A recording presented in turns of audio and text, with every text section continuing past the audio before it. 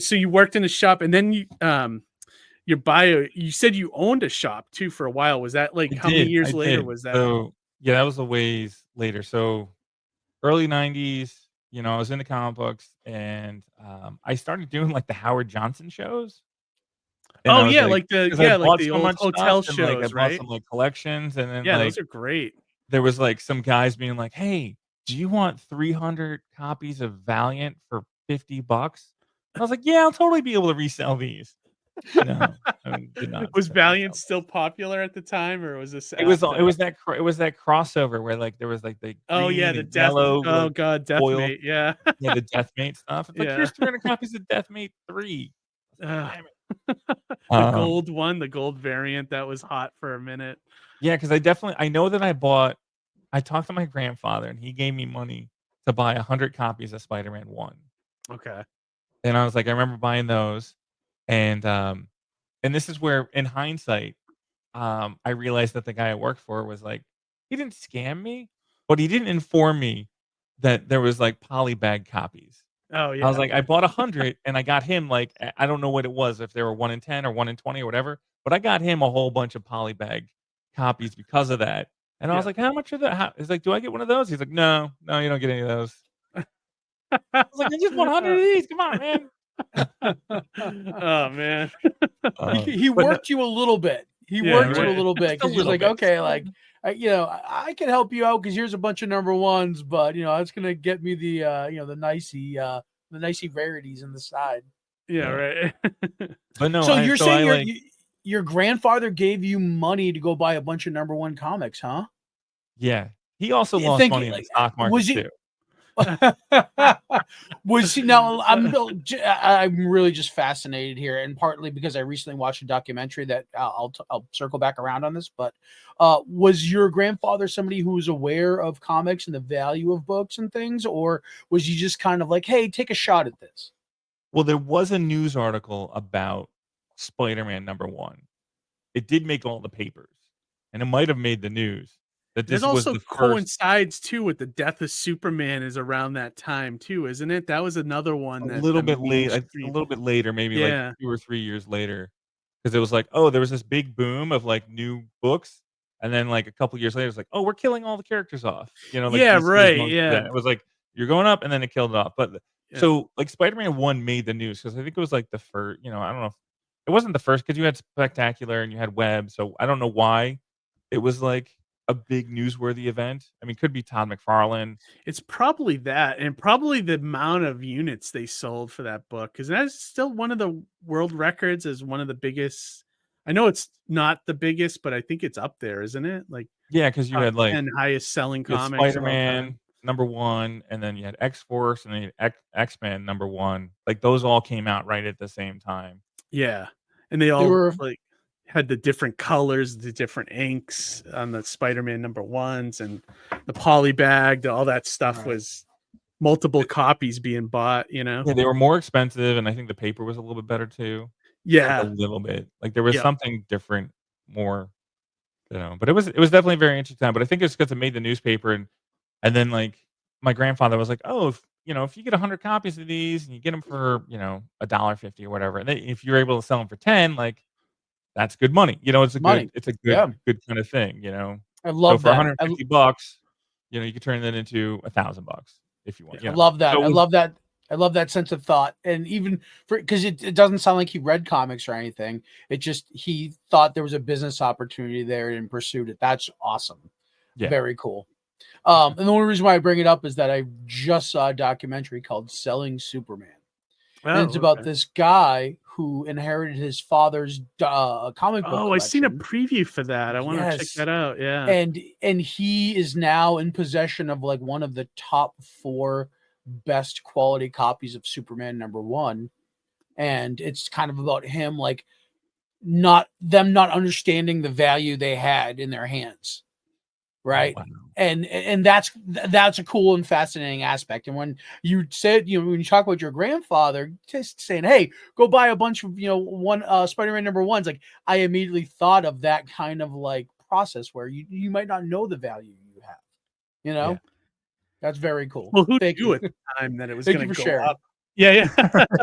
Thanks, Harley. I think aren't those they're valuable a little bit now too, aren't they? About $15 for a number one of that Yeah. I series. It's mean, not nothing crazy, but it's about. But still, like if if you look at it in terms of investment, like, but you got to find that buyer, right? That someone wants to actually buy that book. That's the problem with comics. What's anything really worth, though? It's only worth as much as someone's willing to pay for it.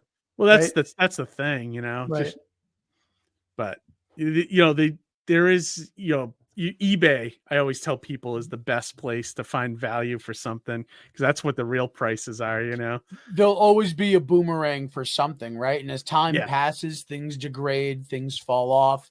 The overprinted amount of Spider-Man number ones becomes fewer by the year, whether we realize it or not.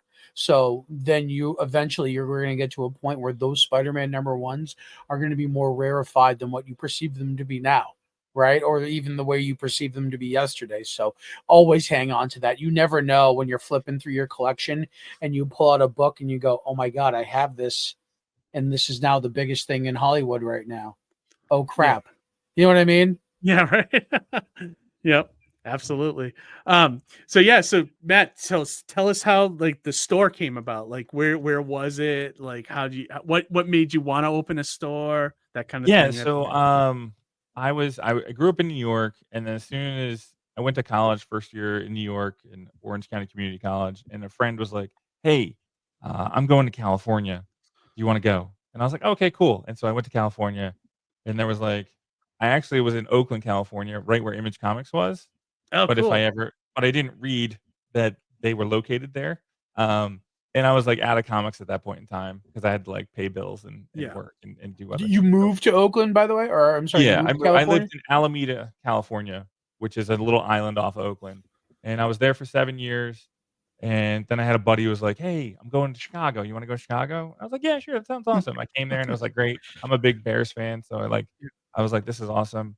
And, I went back to school when I was there, and, I finished school, and I wanted to be a journalist, like a sports journalist.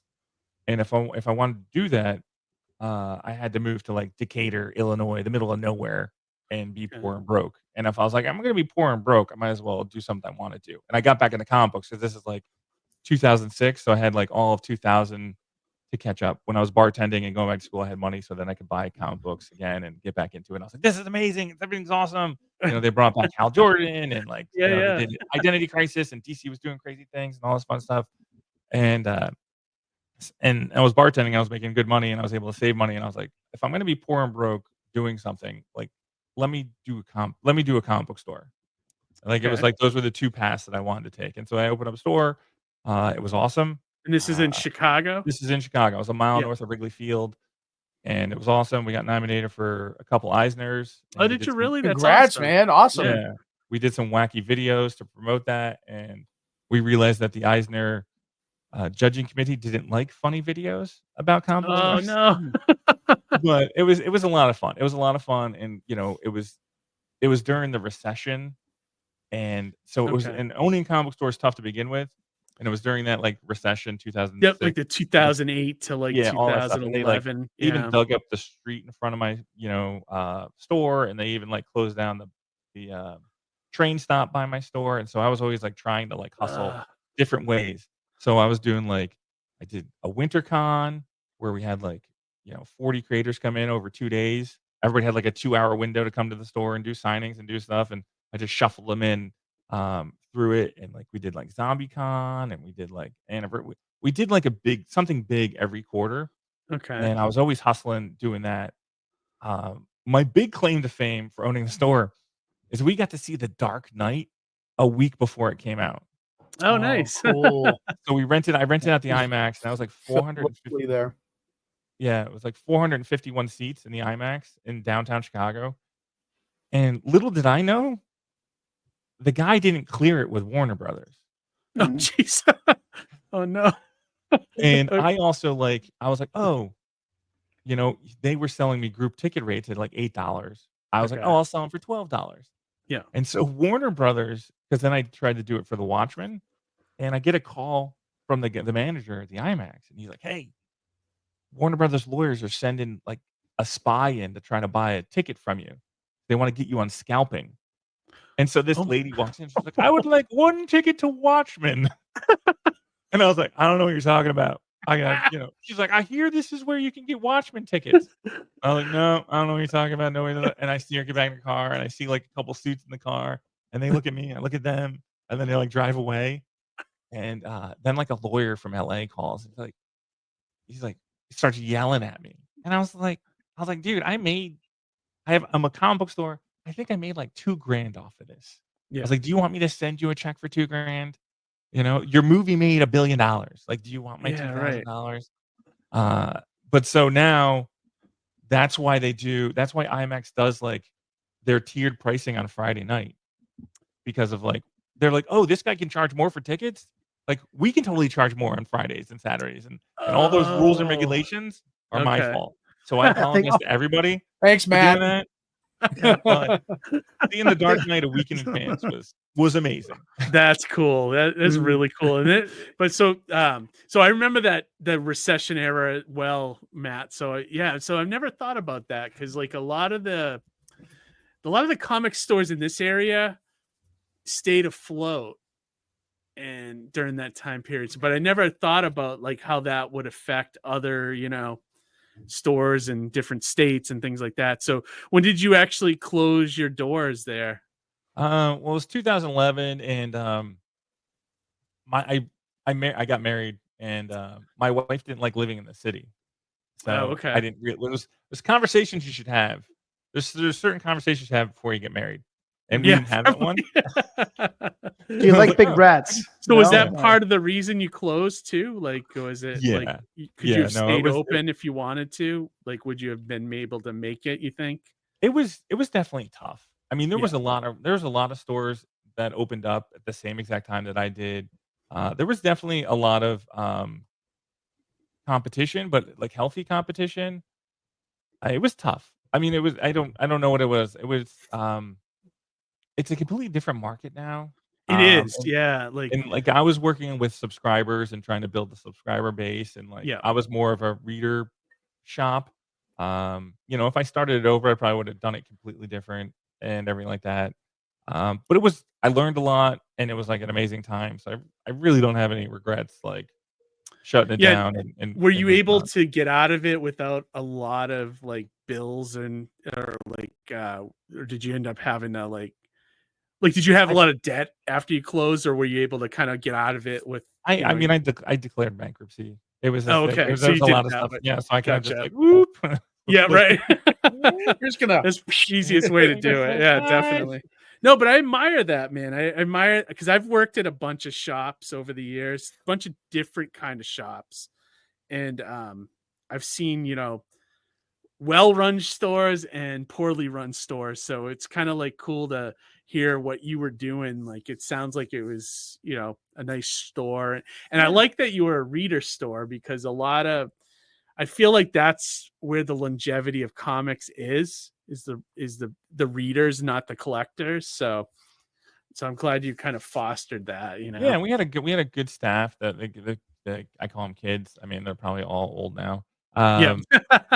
But the kids that were working with me, like they would look through the previous catalogs and be like, "Hey, Matt, you got to buy this. Hey, Matt, you got to get this." I'm trying to think of That's cool. the books that they were picking out at the time. I know Mark Waid was doing like Unbreakable and Irredeemable. Oh yeah, those are great. Yeah, I love those books. Redeemable right up there. Yeah. Yeah. So